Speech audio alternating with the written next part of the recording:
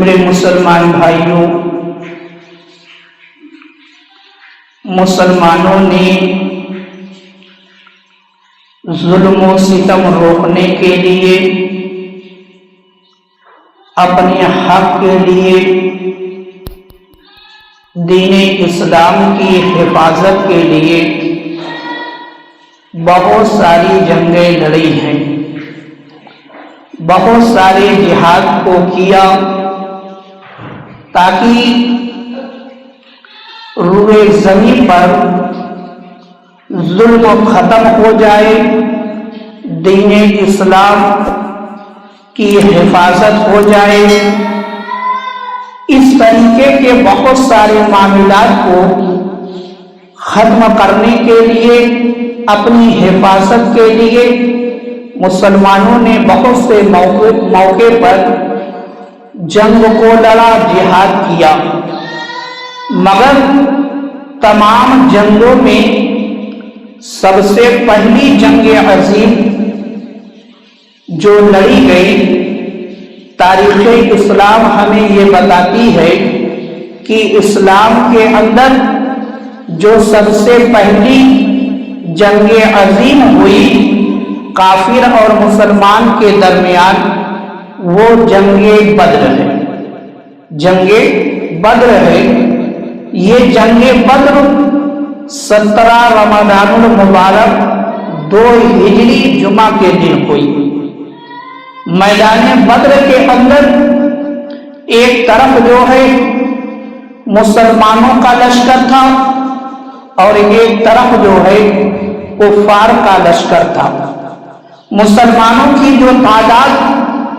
کتابوں کے اندر بتائی گئی، مسلمانوں کی تعداد جو ہے 313 کی، اور کفار کی تعداد جو ہے ہزاروں سے زائد تھی۔ اور یہ جنگ کیوں ہوئی؟ کیوں مسلمان میدان میں نکل کر آئے؟ تو اس کی وجہ جو ہے یہ بیان کی جاتی ہے کہ کفار مکہ جو تھے وہ مسلمانوں کو بہت زیادہ پریشان کرتے تھے، اور مسلمانوں کے لیے اللہ کی طرف سے یہ حکم تھا کہ تم صبر کرو، تم ان کے ظلم پر صبر کرو، ابھی تمہیں میدان جنگ میں آنے کی اجازت نہیں ہے۔ تو اب کفار مکہ یہ سمجھتے تھے کہ مسلمان جو ہے کمزور ہے، ان کے اندر جو ہے ہمت نہیں ہے ہم سے مقابلہ کرنے کی۔ یہی وجہ تھی کہ کفار مکہ جو ہے بار بار مدینہ منورہ آتے اور مسلمانوں پر ظلم و ستم کے پاڑ توڑتے، ان کے جانوروں کو اٹھا لے جاتے، ان کی کھیتیوں کو برباد کر دیتے۔ اس طریقے کے بہت سارے ظلم و ستم جو ہے کفار مکہ مسلمانوں پر توڑ رہے تھے، ان کے مالوں کو لوٹ لیا کرتے تھے۔ تو میرے مسلمان بھائیوں، جب ظلم پر ظلم ہوتا رہا اور مسلمان صبر کرتے رہے، یہاں تک کہ مسلمانوں نے اپنے وطن کو بھی چھوڑ دیا، اپنے گھر بار کو بھی چھوڑ دیا، مگر کفار مکہ جو ہے پھر بھی باز نہیں آئے ظلم و ستم کرنے سے۔ تب اللہ تعالیٰ نے مسلمانوں کو حکم دے دیا کہ اب تمہیں جو ہے جنگ کرنے کی اجازت ہے، اب تمہیں جنگ کرنے کی اجازت ہے۔ تم کفاروں کو جو تم پر ظلم و ستم کر رہے ہیں، تم انہیں جواب دو۔ تو میرے آقا سرکار دو عالم صلی اللہ تعالی علیہ وآلہ وسلم 313 کا لشکر لے کر جو ہے میدان بدر میں کفار مکہ کو جواب دینے کے لیے تشریف لاتے ہیں۔ تو میرے مسلمان بھائیوں، یہ جنگ جو ہے 17 رمضان المبارک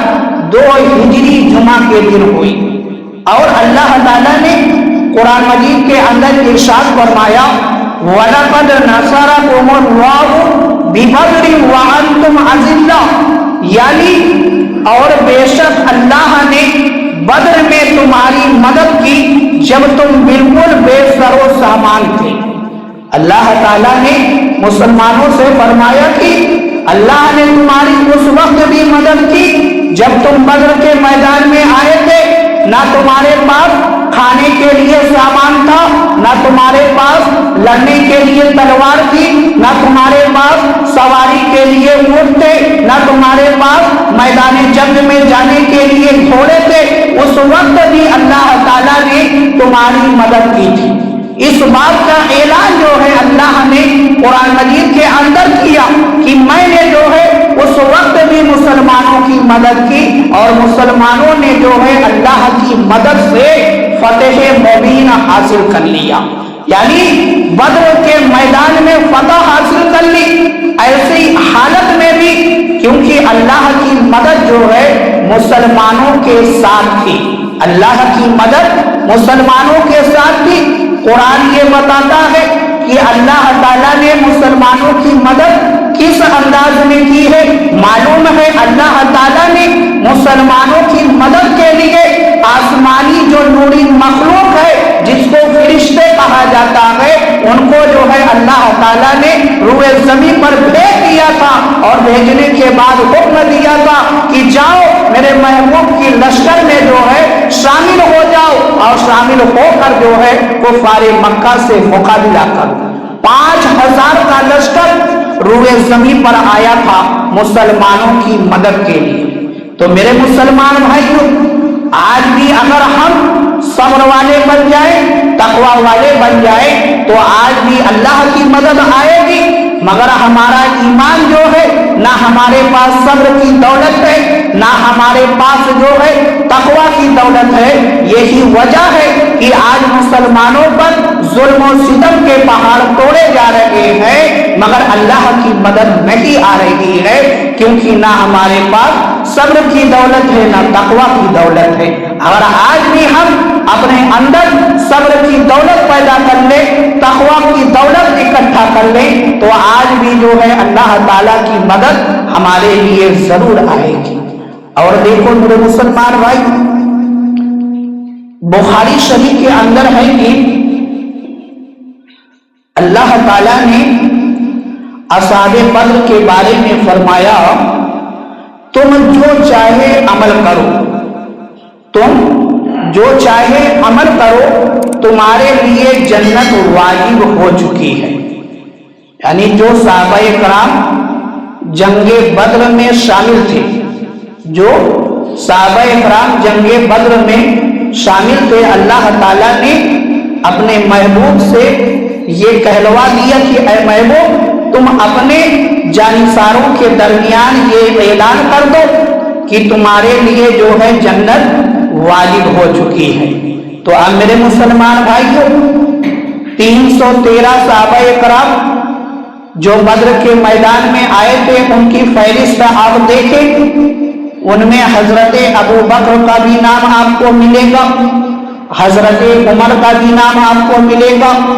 حضرت علی کا بھی نام ملے گا آپ کو۔ یہ سب صحابہ کرام جنتی صحابہ کرام ہیں، کیونکہ اللہ تعالیٰ نے اپنے محبوب کی زبان سے یہ اعلان کروا دیا ہے کہ جو بھی صحابی جنگ بدر میں شریک ہوا وہ جنتی ہے، اس کے لیے جنت واجب ہو چکی ہے۔ تو یہ انعام ملا اللہ تعالیٰ کی طرف سے ان صحابہ کرام کو جو جنگ بدر میں جو ہے شریک ہوئے تھے، جو جنگ بدر میں کفار مکہ سے لڑنے کے لیے میدان بدر کے اندر آئے تھے، اللہ پر یقین کامل کر کے آئے تھے، ان کو اللہ کی طرف سے یہ انعام ملا کہ اللہ تعالیٰ نے ان کے لیے جنت کو واجب کر دیا۔ اور میرے مسلمان بھائی، بخاری شریف کے اندر ہے کہ حضرت انس رضی اللہ تعالی عنہ فرماتے ہیں، غزوہ بدر کے دن حضرت حارثہ شہید ہو گئے۔ یہ صحابی رسول جو ہے جنگ بدر میں شہید ہو گئے، تو ان کی والدہ نے نبی کریم صلی اللہ تعالی علیہ وآلہ وسلم کی بارگاہ میں حاضر ہو کر عرض کیا، یا رسول اللہ صلی اللہ تعالی علیہ وآلہ وسلم، آپ کو بخوبی معلوم ہے کہ مجھے حارثہ کتنا پیارا تھا، ہر ماں کو اپنا بیٹا پیارا ہوتا ہے، تو اسی محبت کا اظہار جو ہے حضرت حارثہ کی والدہ نے میرے آقا کے سامنے کیا اور فرمایا کہ یا رسول اللہ، آپ کو معلوم ہے کہ میرا بیٹا مجھے کتنا پیارا تھا، اگر وہ جنت میں ہے تو میں صبر کروں، اگر وہ جنت میں شہید ہو کر جنت میں چلے گئے تو میں اس پر صبر کروں گا اور ثواب کی امید رکھوں گا، اور اگر خدا نہ خواستہ معاملہ برعکس ہے، یعنی وہ جنت کے علاوہ جہنم میں چلے گئے، تو حضرت حارثہ کی والدہ کہتی ہیں تو آپ دیکھیں گے کہ میں کیا کرتی ہوں۔ یعنی اس پر جو ہے انہوں نے یہ کہا کہ اگر آپ یہ بتاتے ہیں مجھے کہ میرا بیٹا جو ہے جنت کے اندر ہے تو میں اس پر صبر کروں گی اور ثواب کی امید رکھوں گی کہ اللہ تعالیٰ مجھے اس کا بدلہ عطا فرمائے گا۔ اگر اس کا معاملہ برعکس پایا جاتا ہے، معاملہ برعکس ہے، تو میں جو ہے کچھ بھی کر سکتی ہوں، بے صبری کا بھی اظہار کر سکتی ہوں۔ مگر میرے مسلمان بھائیو سنو، میرے آقا سرکار دو عالم صلی اللہ تعالی علیہ وآلہ وسلم نے ارشاد فرمایا تجھ پر افسوس ہے، کیا خدا کی ایک ہی جنت ہے؟ اب یہاں پر دیکھو کس طریقے سے میرے آقا حوصلہ افزائی فرما رہے ہیں کہ حضرت حارثہ کو کیا مقام ملا ہے، جنت میں کون سا درجہ ملا ہے۔ اس بات کا اظہار جو ہے میرے آقا حضرت حارثہ کی والدہ کے سامنے کر رہے ہیں۔ میرے آقا فرماتے ہیں اگر تمہارے خیال میں یہ ہے کہ جنت صرف ایک ہی ہے تو میرے آقا فرماتے ہیں اللہ تعالیٰ کی جنتیں تو بہت ساری ہیں، اللہ تعالیٰ کی جنتیں تو بہت ساری ہیں، اور بے شک حارثہ جنت الفردوس میں ہے۔ حضرت حارثہ جو ہے جو جنت کا بلند مقام ہے، جنت الفردوس اس کے اندر موجود ہے۔ تو میرے مسلمان بھائیوں معلوم کیا ہوا کہ جو صحابی رسول جنگ بدر میں شامل ہوئے وہ بھی جنتی ہیں، ان کے لیے بھی جنت واجب ہو چکی ہے، اور جو صحابی رسول جو ہے جنگ بدر کے اندر شہید ہوئے ان کو بھی جو ہے جنت مل چکی ہے، ان کو بھی جنت مل چکی ہے۔ تو 14 صحابہ کرام ایسے تھے جو جنگ بدر کے اندر شہید ہوئے، جو جنگ بدر کے اندر شہید ہوئے۔ تو میرے مسلمان بھائیوں یہ جنگ بدر جو ہے کوئی معمولی جنگ نہیں ہے، اسلام کی پہلی جنگ عظیم ہے، اور جس دن یہ جنگ لڑی گئی اس دن کو اللہ تعالیٰ نے یوم الفرقان کا نام دیا ہے، اللہ تعالیٰ نے یوم الفرقان کا نام دیا ہے، یعنی حق اور باطل الگ ہونے والا دن، حق اور باطل جو ہے الگ ہونے والا دن اللہ تعالیٰ نے قرآن کے اندر اس دن کو یوم الفرقان کے نام سے یاد کیا۔ اور میرے مسلمان بھائیوں جنگ بدر میں صرف جو ہے نوجوان ہی نہیں تھے، یا صرف بوڑھے ہی نہیں تھے، یا صرف بچے ہی نہیں تھے، نہیں میرے مسلمان بھائیوں جنگ بدر کے اندر نوجوان بھی تھے، بوڑھے بھی تھے، ضعیف بھی تھے، بچے بھی تھے، ہر طرح کے لوگ جو ہے جنگ بدر کے اندر جو ہے شامل تھے۔ مگر میرے مسلمان بھائیوں جب تاریخ جنگ بدر کو پڑھا جائے تو بہت ہی جو ہے اپنے اندر ایک ایسی کیفیت محسوس ہوتی ہے افسوس والی کہ جنگ بدر کے اندر جو ہے بچے ایسے بچے شامل تھے اور ان کا ایمانی جذبات دیکھ کر جو ہے دل اس اس کرتا ہے۔ چند بچوں کے ایمانی جذبات کو میں بیان کرتا ہوں اور آج کے بچوں کو اپنی نظروں کے سامنے رکھیں اور ان بچوں کو بھی اپنی نظروں کے سامنے رکھیں تو دیکھیں کہ کس طریقے سے فرق نظر آتا ہے کہ ان کا ایمانی جذبات جو تھا وہ کیسا تھا، کس کیفیت کا تھا۔ معلوم ہے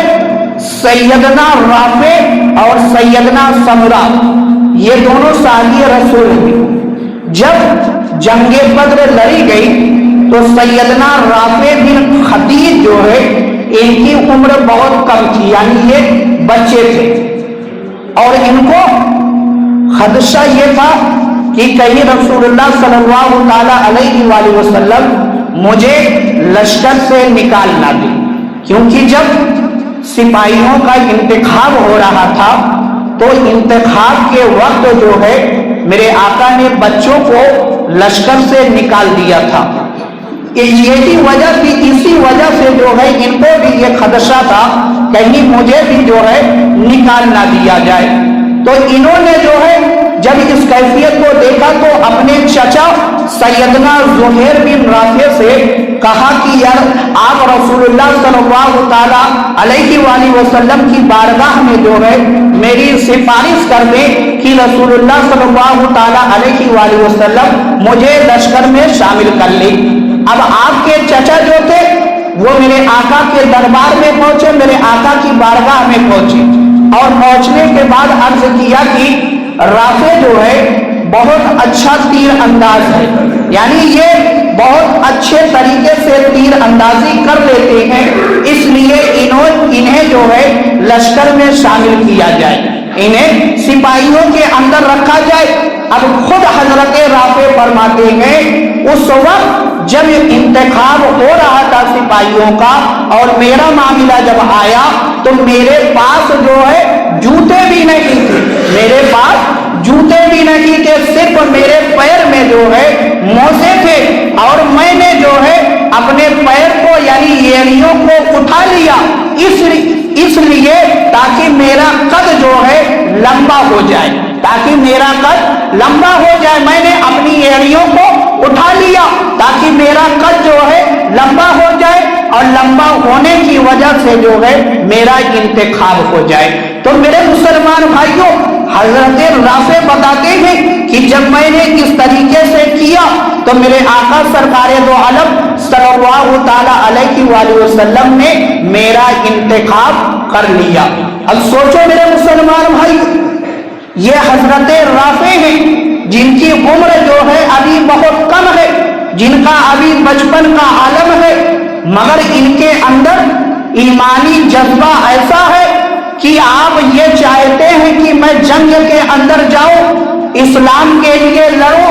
اسلام کی حفاظت کے لیے لڑوں، دین اسلام کے لیے لڑوں۔ ایسا نہیں کہ میرے مسلمان بھائیوں یہ لشکر کھیلوں کود کے لیے جا رہا تھا، میں کہ ہر فرد جانتا تھا ہم جنگ میں جا رہے ہیں، ہماری جان جو ہے بچے گی کہ نہیں بچے گی، مگر حضرت رافع کا جو ہے ایمانی جذبات ایسا تھا کہ آپ اپنے سر کو بھی قربان کرنے کے لیے تیار تھے دین اسلام کے لیے۔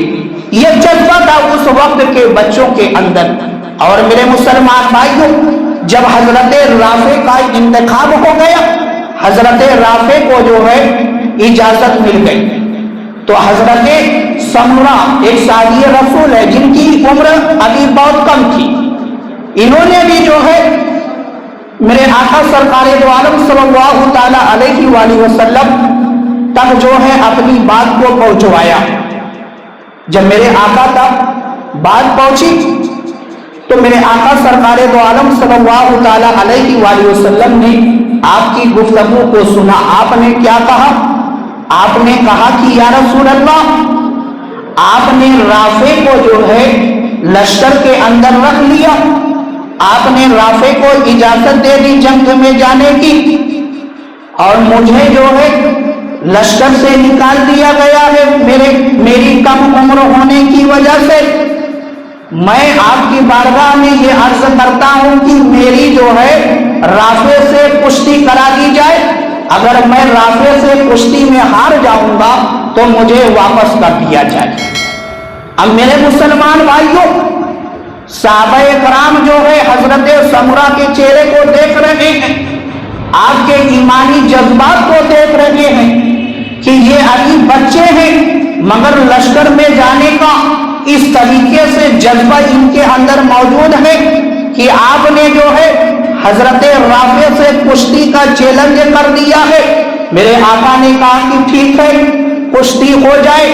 اب حضرت رافع اور حضرت سمرہ کے درمیان جو ہے کشتی شروع ہوتی ہے، یہاں تک کہ میرے مسلمان بھائیوں حضرت رافع جو تھے وہ کشتی میں ہار جاتے ہیں حضرت سمرہ سے۔ اب میرے آقا نے دونوں بچوں کو جو ہے اجازت دے دی کہ تمہیں اجازت ہے تم لشکر کے ساتھ جو ہے جنگ بدر کے اندر تشریف لے چلو۔ یہ جذبہ تھا اس وقت کے بچوں کا، ایمانی جذبہ تھا کہ اسلام کے لیے لڑنا ہے، ایمان کے لیے لڑنا ہے تو لڑنا ہے۔ اور بچپن کے عالم میں یہ جذبہ تھا، اور ہمارے بچوں کا یہ عالم ہے کہ آج ہمارے بچے اس عمر میں جو ہے نہ اسلام کو سمجھتے ہیں نہ ایمان کو سمجھتے ہیں، مگر وہ سادی رسول تھے، انہوں نے جو ہے اسلام ایمان کو سمجھا تھا کہ اسلام کے لیے کٹنے پر، اسلام کے لیے مر مٹنے پر جو ہے اللہ تعالیٰ جنت عطا فرماتا ہے، شہید کا مقام ملتا ہے۔ وہ جنت کے لیے، وہ شہید ہونے کے لیے ہر وقت جو ہے بیتاب رہا کرتے تھے، ہر وقت بیتاب رہا کرتے تھے، کسی بھی طریقے سے اللہ اور رسول، اس کا رسول جو ہے راضی ہو جائے، ان کی یہی تمنا ہوتی تھی۔ تو میرے مسلمان بھائیوں، ہم بھی اللہ اور اس کے رسول پر اس کے فرمان پر جو ہے اللہ اور اس کے رسول کے فرمان پر عمل کرتے ہوئے اپنی زندگی کو گزارے، تاکہ اللہ اور اس کا رسول جو ہے ہم سے راضی ہو جائے۔ اگر اللہ اور اس کا رسول جو ہے ہم سے راضی ہو گیا تو میرے مسلمان بھائیوں، ہماری دنیا بھی بن جائے گی اور آخرت بھی سنور جائے گی۔ اللہ تعالیٰ کی بارگاہ میں دعا ہے کہ مولا تعالیٰ ہم سب کو عمل کرنے کی توفیق